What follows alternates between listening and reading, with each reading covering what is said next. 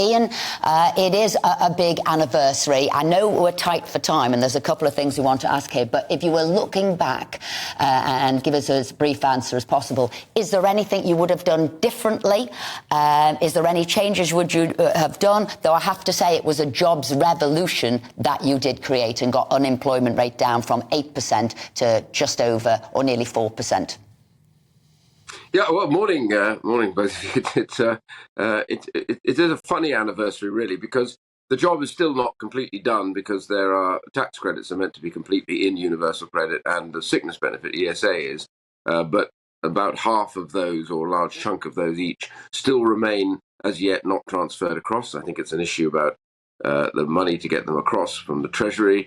But the truth is, everybody that goes into UC has a better experience because they stay with the advisors the whole way through, whereas on the others they just see them, well, they don't see them in tax credits, and then you see them when they were getting a simple payment. They fell out of work. Now they have to be helped through work, and they can be got into work and more stable work. So that's the whole thing that you see, and UC proved itself, I think, no matter what some of the politics goes on around it, but it proved itself on the COVID lockdown when had people been going into those job centres. It certainly did. It certainly did, because the old system would have collapsed at about 50,000 people, and this had, as you said, hundreds of thousands going in. I just wondered, Iain, what do you make of what the government's doing now in terms of its welfare reform? Because obviously during the pandemic, lots of the conditionality and stuff that you introduced for people on benefits had to be taken away because it wasn't possible to do it.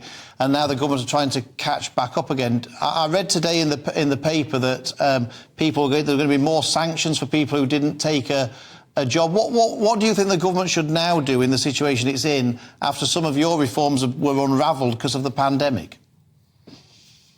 Well, the obvious answer is to get back to the original plan. People and Labour Party moan about this at the moment. I don't understand why. They always believed in the quid pro quo, support, help, but at the same time you have to commit. So we had a thing called the claimant commitment, which is what basically was like a contract, really, where somebody coming in, they have a list of things they must do to help them get back into work. And on the other side of the paper, the job centre has the list of what they must do, and the two are cooperative. So if somebody doesn't do their work, well, then they can't get the help that's necessary. So it's important that people who come in looking for a job do look for the job. They take the job that comes up when it's offered to them, and they work at it, because that's what most people out there would expect their taxpayers' money to support them. But if there's a job, exactly. Get that job. Iain Duncan Smith, we used to say you're in a job to get a job when you're on benefits. So there was your commitment, you're getting money from the state, therefore there is a commitment by you to get a job. And that was broken, as Phil said, during lockdown. We've got now 5,000 people a day claiming sickness benefits, which is twice the pre-COVID rate.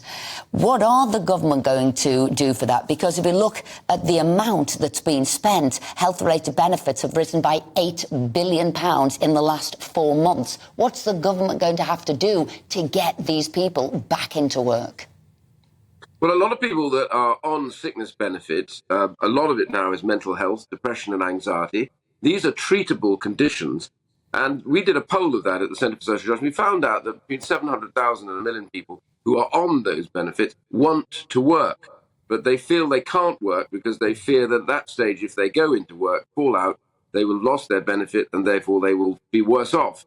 So what I've suggested to the government is they just basically say work, and we will use UC to taper away the necessary elements of that. So you get, the key thing is work is a health treatment. The health department accepts that, doctors accept that, particularly for people with mental health problems like depression and anxiety. They make up now 60% of those claimants. So you can work with them to get them into work. Their condition will improve as they go up the hours, and then they will no longer be dependent on the government. So get them into work and make that barrier to the work. But what people are saying in the UK now is we're a sick note country. The rest of Europe's got back after the pandemic. The rest of the developed world. What's wrong in the UK? What is wrong here? Why can't we get back to work?